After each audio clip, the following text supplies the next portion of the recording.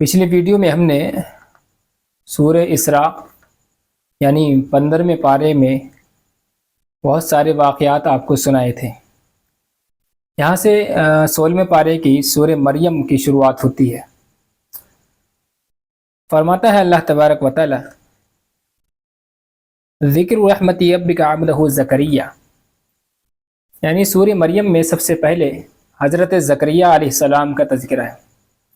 حضرت زکریا علیہ السلام وہ ہیں جنہوں نے حضرت مریم کی دیکھ بھال کی تھی، ان کی کفالت کی تھی، اور حضرت مریم جو حضرت عیسیٰ علیہ السلام کی ماں ہیں۔ اصل میں حضرت مریم کی ماں نے خواہش ظاہر کی تھی کہ میرے کوئی اگر لڑکا پیدا ہوا تو میں اس کو بیت المقدس کی حفاظت کے لیے اور اس کی دیکھ بھال کے لیے اس کو وقف کر دوں گی، لیکن لڑکا تو پیدا نہیں ہوا، لڑکی پیدا ہوئی تو انہیں بڑا افسوس ہوا۔ تو اللہ تبارک و تعالیٰ نے کہا وَلَيْسَ الذَّكَرُ كَالْأُنثَىٰ، کہ یہ لڑکی ایسی ہے کہ یہ لڑکوں پر بھی بھاری ہے، تو انہوں نے حضرت مریم کو بیت المقدس میں وقف کر دیا۔ اس کی کفالت کی جب بات آئی تو حضرت زکریا علیہ السلام کے حصے میں آئی۔ حضرت زکریا علیہ السلام نے ان کی کفالت یعنی دیکھ بھال کی، ان کو پالا پوسا بڑا کیا۔ حضرت زکریا علیہ السلام عجیب و غریب چیزیں حضرت مریم علیہ السلام کے ساتھ دیکھتے تھے، اور حضرت مریم کے حجرے میں یعنی کمرے میں بے موسم پھل رکھے ہوئے پائے جاتے تھے، یہ ڈائریکٹلی جنت سے آیا کرتے تھے۔ تو حضرت زکریا علیہ السلام نے اللہ تبارک و تعالیٰ سے یہ دعا کی کہ جب حضرت مریم کے لیے بے موسم پھل دے سکتا ہے تو مجھے اولاد کیوں نہیں دے سکتا۔ تو اللہ تبارک و تعالیٰ سے انہوں نے دعا کی رَبِّ هَبْ لِي مِن لَّدُنْكَ وَلِيًّا، اے اللہ مجھے بھی اپنی طرف سے کوئی اولاد نصیب فرما۔ تو اللہ تبارک و تعالیٰ نے ان کو فرشتہ بھیجا اور ان کو خوشخبری دی، اور یحییٰ علیہ السلام ان کو اللہ تبارک و تعالیٰ نے عطا فرمائے، اور ان کا بیٹا پیدا ہوا جس کا نام خود اللہ تبارک و تعالیٰ نے یحییٰ رکھا۔ اور جب ان کو خوشخبری دی گئی تھی کہ آپ کے ایک بیٹا پیدا ہوگا تو انہیں بڑا تعجب ہوا تھا کہ میں بڑھاپے کو پہنچ چکا ہوں، میرے بیٹا کیسے ہو سکتا ہے۔ تو اللہ تبارک و تعالیٰ نے ان کو یقین دلایا کہ ہاں آپ کے بیٹا پیدا ہوگا۔ پھر یہ واقعہ سورہ مریم کے شروع میں ذکر ہوا ہے۔ اس کے بعد حضرت مریم علیہ السلام نے بھی اللہ سے دعا کی تھی وَاذْكُرْ فِي الْكِتَابِ مَرْيَمَ إِذِ انتَبَذَتْ مِنْ أَهْلِهَا مَكَانًا شَرْقِيًّا۔ تو حضرت مریم علیہ السلام نے بھی اللہ سے دعا کی تھی بیٹے کی۔ اللہ تبارک و تعالیٰ نے ان کو بھی بیٹے کی خوشخبری دی تھی۔ انہیں بھی بڑا تعجب ہوا تھا کہ میرے کوئی شوہر نہیں ہے تو میرے لڑکا کیسے ہوگا۔ قال كذلك، تو اللہ تبارک و تعالیٰ نے کہا ہاں اسی طرح ہے کہ آپ کے بیٹا پیدا ہوگا۔ چنانچہ حضرت جبرائیل علیہ السلام کو حضرت مریم کے پاس بھیجا گیا، اور حضرت جبرائیل علیہ السلام نے مریم علیہ السلام کے سینے میں پھونکا تھا، اس کے نتیجے میں حضرت عیسیٰ علیہ السلام کا وجود ان کے رحم مادر میں ہو گیا تھا۔ اب جب عیسیٰ علیہ السلام پیدا ہوئے تو یہودیوں نے بڑا باویلا کاٹا کہ بھئی بچہ پیدا ہو گیا، حرام کا بچہ ہے، حرام کا بچہ ہے۔ تو اللہ تبارک و تعالیٰ نے حضرت عیسیٰ علیہ السلام کو بچپن ہی میں قوت گویائی عطا فرمائی۔ تو حضرت مریم نے جب اپنے اوپر الزام آ رہا تھا تو بچے کی طرف اشارہ کر دیا، فَأَشَارَتْ إِلَيْهِ۔ لوگوں نے کہا کیف نکلم من کان فی المہدی، کہ جو گود میں ہے ابھی وہ کیسے بول سکتا ہے۔ تو حضرت عیسیٰ علیہ السلام نے وہاں گفتگو فرمائی، اور بچپن میں ہے ابھی، دودھ پیتے بچے ہیں۔ فرمایا قال انی عبد اللہ آتانی الکتاب وجعلنی نبیا، میں اللہ کا بندہ ہوں، مجھے اللہ نے کتاب عطا فرمائی، یعنی کتاب عطا فرمائے گا، مجھے نبی بنائے گا۔ اس طرح پاک دامنی کی گواہی اللہ تبارک و تعالیٰ نے قرآن کریم میں دی۔ یہ واقعہ سورہ مریم میں بیان ہوا ہے۔ آگے اللہ تبارک و تعالیٰ نے حضرت ابراہیم علیہ السلام کا تذکرہ کیا ہے، وَاذْكُرْ فِي الْكِتَابِ إِبْرَاهِيمَ إِنَّهُ كَانَ صِدِّيقًا نَبِيًّا۔ ابراہیم علیہ السلام جو ہیں، حضرت ابراہیم علیہ السلام اپنے باپ سے بحث و مباحثہ کر رہے ہیں، اپنے باپ کو سمجھا رہے ہیں، یا ابتی انی قد جاءنی من العلم لا تعبد الشیطان، اے میرے ابا اللہ نے مجھے علم عطا کیا ہے تو آپ جو ہے شیطان کی عبادت مت کیجیے، شیطان کی پوجا نہ کیجیے۔ تو باپ نے کہا کہ تم مجھے سمجھانے آئے ہو۔ اور اگر تم مجھے سمجھانے سے باز نہیں آئے تو میں تمہاری پتھر مار مار کر تمہیں ہلاک کر دوں گا، وہجرنی ملیہ۔ تو حضرت ابراہیم نے کہا ٹھیک ہے، آپ نہیں مانتے ہو تو میں آپ کے گھر سے نکل جاتا ہوں، اور السلام علیہ استغفر لک ربی، کہنے لگے میں تمہارے لیے اللہ سے مغفرت کی دعا کرتا رہوں گا۔ تو حضرت ابراہیم علیہ السلام وہاں سے نکل کر چلے گئے تھے۔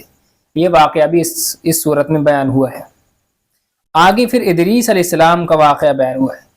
حضرت ادریس علیہ السلام کو اللہ تبارک و تعالیٰ نے 4 خصوصیتوں سے بطور خاص نوازا تھا۔ سب سے پہلے یہ ہے کہ قلم سب سے پہلے انہوں نے بنایا، اور سب سے پہلے قلم کا استعمال حضرت ادریس علیہ السلام نے کیا۔ سب سے پہلے سلا ہوا کپڑا حضرت ادریس علیہ السلام نے پہنا۔ سب سے پہلے یہ کہہ لیجیے درزی سب سے پہلے حضرت ادریس علیہ السلام تھے۔ پھر جو ہے چمڑے کا لباس جو تھا سب سے پہلے حضرت ادریس علیہ السلام نے بنایا۔ اس کے بعد ہتھیار سب سے پہلے لڑنے کے لیے حضرت ادریس علیہ السلام نے بنائی۔ یہ 4 چیزیں وہ ہیں جو سب سے پہلے حضرت ادریس علیہ السلام نے کی ہیں۔ پھر آگے اللہ تعالیٰ نے جہنمیوں کے بارے میں بتایا ہے، وَإِنَّ مِنكُمْ لَوَارِدُهَا، یہ جہنمی لوگ ضرور بے ضرور جہنم کا چکر لگائیں گے۔ ایک مطلب تو اس آیت کا یہ ہے۔ دوسرا مطلب یہ ہے کہ دنیا کا ہر انسان جہنم کے اوپر سے گزر کر جائے گا، اور جو ایمان والے ہوں گے، نیک عمل کرنے والے ہوں گے، اللہ تبارک و تعالیٰ ان کو تو بہت جلدی گزار دے گا، لیکن جو غیر ایمان والے ہوں گے ان کو بڑی پریشانی ہوگی، وہ جہنم میں گر پڑیں گے۔ یہ اس آیت میں بیان کیا گیا ہے۔ پھر آگے توحہ، سورہ توحہ ذکر ہوتی ہے اسی پارے میں۔ فرماتا اللہ تعالیٰ ما انزلنا علیک القرآن لتشقی، جب قرآن کریم نیا نیا نازل ہونا شروع ہوا تو حضور اکرم صلی اللہ علیہ وسلم پوری رات تلاوت کرتے، نفلوں میں اس کو پڑھتے۔ اللہ تبارک و تعالیٰ نے کہا یہ قرآن کریم اس لیے نازل نہیں ہوا ہے کہ تم پریشانی میں پڑ جاؤ، یہ قرآن کریم جو ہے لوگوں کی ہدایت کے لیے نازل ہوا ہے۔ پھر حضرت موسیٰ علیہ السلام کا واقعہ بیان ہوا ہے، بارہا آپ سن چکے ہیں۔ وہ واقعہ یہ ہے کہ حضرت موسیٰ علیہ السلام جب کوہ طور پر گئے تھے توریت کی تختی لینے، اللہ تبارک و تعالیٰ نے آپ سے کہا تھا کہ 40 آدمیوں کو لے کر چلے آئیے۔ جب واپس آئے تھے تو ایک موسیٰ سامری شخص نے ایک بچڑا بنا لیا تھا زیورات کا، اس کی پوجا شروع کر دی تھی۔ پھر آپ نے جو ہے وہاں سمجھایا تھا، اور ہارون جو حضرت موسیٰ علیہ السلام کے بھائی تھے وہ ان کو روک نہیں سکے تھے، اس لیے حضرت ہارون کو بڑا ڈانٹا تھا، ڈپتا تھا اور انہیں سمجھایا تھا۔ پھر قوم جو ہے اس بت پرستی کو چھوڑ دیا تھا۔ یہی واقعہ اس آیت میں بیان کیا ہے۔ آگے اللہ تبارک و تعالیٰ نے ذکر کیا ہے کہ حضرت موسیٰ علیہ السلام سے جب کہا گیا کہ آپ فرعون کے پاس جائیے، دین کی دعوت لے کر کے انہیں ایمان کی دعوت دیجیے، تو موسیٰ علیہ السلام کی زبان میں لکنت تھی، یعنی تھوڑے سے ہکلاتے تھے، توتلا پن تھا۔ تو آپ نے جو ہے حضرت اللہ تعالیٰ سے دعا کی رب اشرح لی صدری ویسر لی امری واحلل عقدۃ من لسانی، کہ میرے سینے کو کھول دے اور میرے لیے ہر معاملے کو آسان فرما اور میری زبان کی لکنت کو ختم فرما۔ بہرحال اللہ تعالیٰ نے ان کی اس دعا کو قبول فرمایا تھا۔ آگے اللہ تعالیٰ نے موسیٰ علیہ السلام اور قارون کا واقعہ بیان کیا ہے۔ قارون جو تھا وہ موسیٰ علیہ السلام کے زمانے میں، حضرت موسیٰ علیہ السلام کے زمانے میں، اور فرعون کا وزیر تھا، بہت ہی اس کے پاس دولت تھی، خزانے تھے، اور شروع میں تو بہت غریب آدمی تھا۔ تو اس نے موسیٰ علیہ السلام سے مالداری کی دعا کرائی تھی اور کہا تھا کہ مجھے مال جو ملے گا میں جو لوگوں میں دان کروں گا، لوگوں میں بانٹوں گا۔ بہرحال اللہ تعالیٰ نے اس کو اتنی دولت عطا کی، قرآن کریم میں آتا ہے کہ بہت سارے لوگ اس کی چابیاں لے کر چلتے تھے اور بہت سارے جانور اس کی چابیاں لے کر چلتے تھے، لیکن اس نے مال کا حق ادا نہیں کیا، تکبر کیا، گھمنڈ کیا، غریبوں کو دھتکارتا تھا، غریبوں کو پوچھتا نہیں تھا، بڑا پن آ گیا تھا۔ تو حضرت موسیٰ علیہ السلام اس کو سمجھاتے تھے، وہ نہیں مانتا تھا۔ حضرت موسیٰ علیہ السلام نے دعا کہ اللہ اس کو زمین میں دھسا دے۔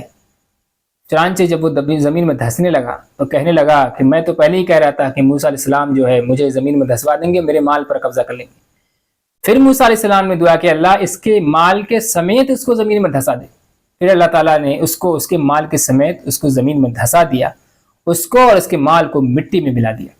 تو یہ واقعہ ہمیں یہ بتاتا ہے کہ ہمارے پاس مال ہے، دولت ہے، اللہ کا دیا ہوا سب کچھ ہے، تو ہمیں جو ہے غریبوں کی فکر ہونی چاہیے، ہمیں جو ہے غریبوں کا درد آنا چاہیے، ان کا جو ہے ہر درد کو اپنا درد سمجھنا چاہیے اور غریبوں کو بہت زیادہ ان کی مدد کرنی چاہیے۔ یہ 16ویں پارے کا خلاصہ تھا جو آپ کے سامنے بیان